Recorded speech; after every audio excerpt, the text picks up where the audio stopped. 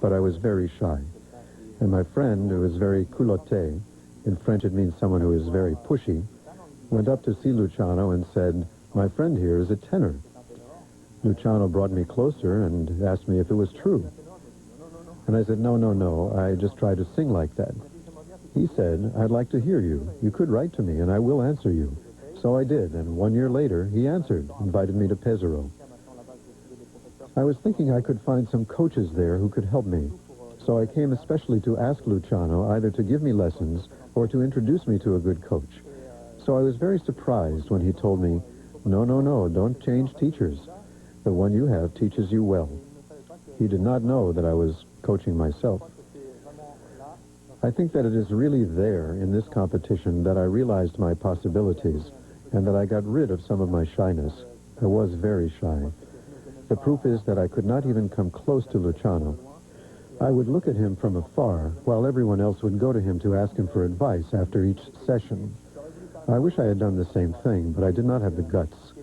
And he, who is very instinctive, looked at me from the corner of his eye as if to say, "Why don't you come?" So one day, he is the one who came toward me, and he put his arm around me and embraced me.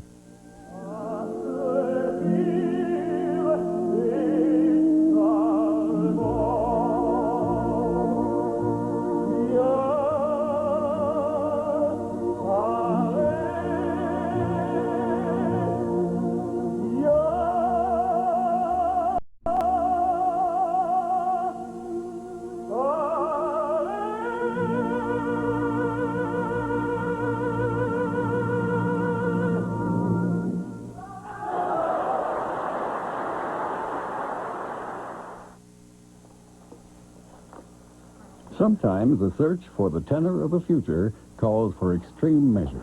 I sang for Luciano in January in the preliminary round, and he said to me, I sang as a baritone, and he said to me, "You sing very beautifully, very musical, but I think you're a tenor. Try this and come work. I would like to work with you, and we'll see how it is." So obviously I was very scared, but it was exciting, and very exciting to work with him, and he's brilliant. He's a genius. Every little problem I had, he knew exactly what to do to fix it.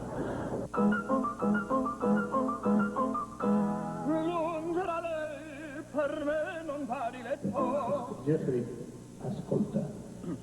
I understand that you want to finish because earlier you finished better it is.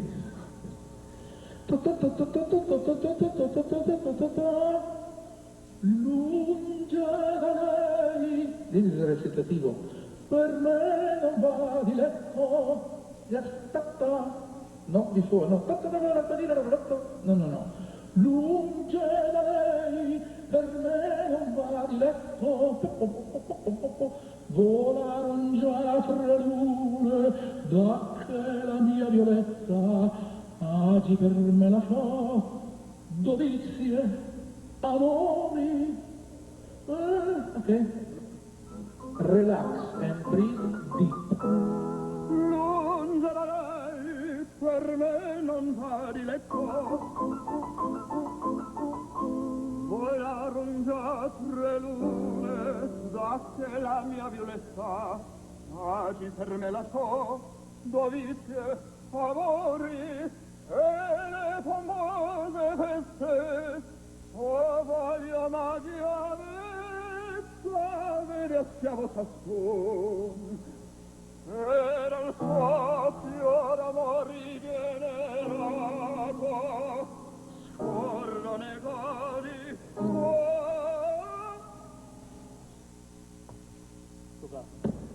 Many others stop here.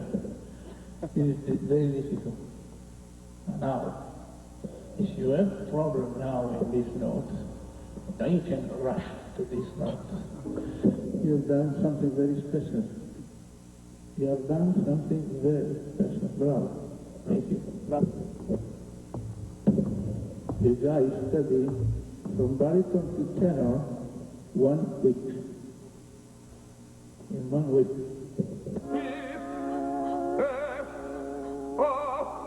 And so Jeffrey Buckman continues to redesign his vocal muscles, preparing for the ultimate challenge, the world final round of the Pavarotti International Voice Competition in Philadelphia. There are so many astounding things that happen during the world finals of the competition because you are working with about 133 singers from all over the world who come to Philadelphia, half of whom don't even speak English. You can somehow get beyond the language barriers in most of these cases, and wonderful things happen and wonderful friendships are made. But there is, at this point, a very strong support for one another because they all know and understand the difficulties that they're going through to compete. The competitiveness comes later. There's only one thing you have to be careful. Please don't think about manager, conductor, stage director. Forget it. You sing well or not. The Philadelphia finalists are not just invited to sing. They are treated to a week of intense training. The program is opened by internationally famous conductor-director and Pavarotti International Competition guest judge, Tito Capobianco. Understand, when you are producing sound, then you are receiving a projector of emotion.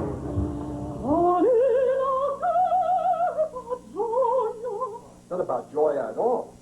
No, it's the opposite. So when you say, somebody says, oh, yeah, should we try?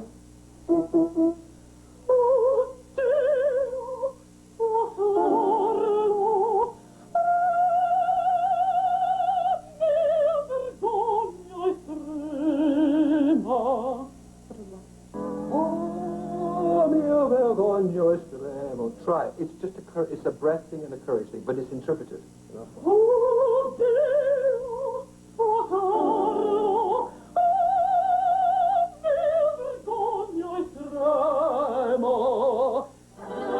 The competition also gives opera lovers in Philadelphia the chance to welcome young singers into their homes during the week-long ordeal and to help ease the tension of the task at hand.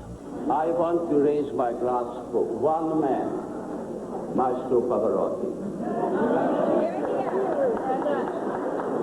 I don't know if you do realize, this is the opera singer who has discovered already 103 opera professionals singing today around the world out of his 4 competitions, 103 out of Pavarotti competition.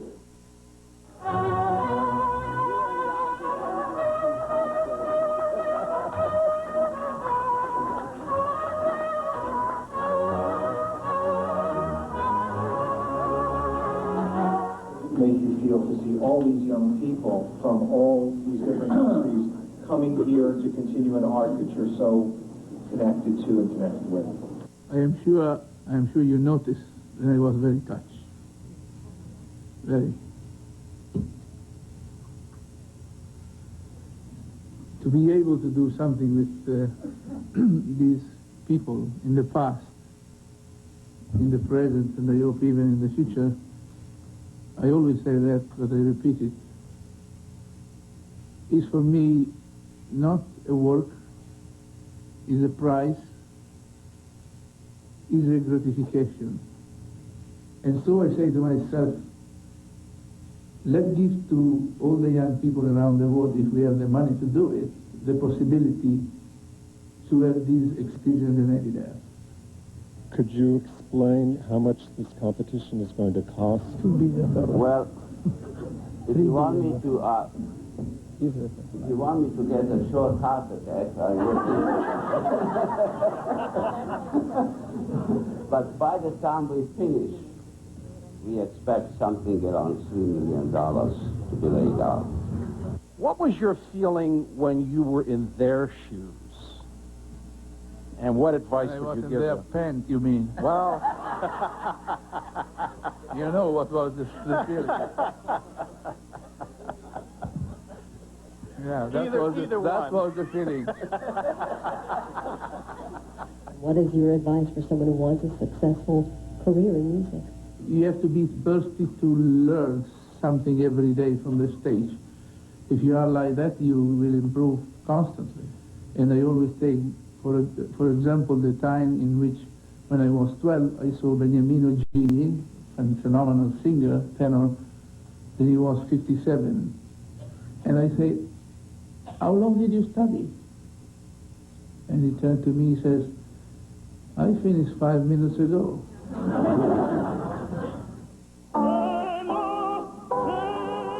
When we return, highlights of the long-awaited World Final Competition concert.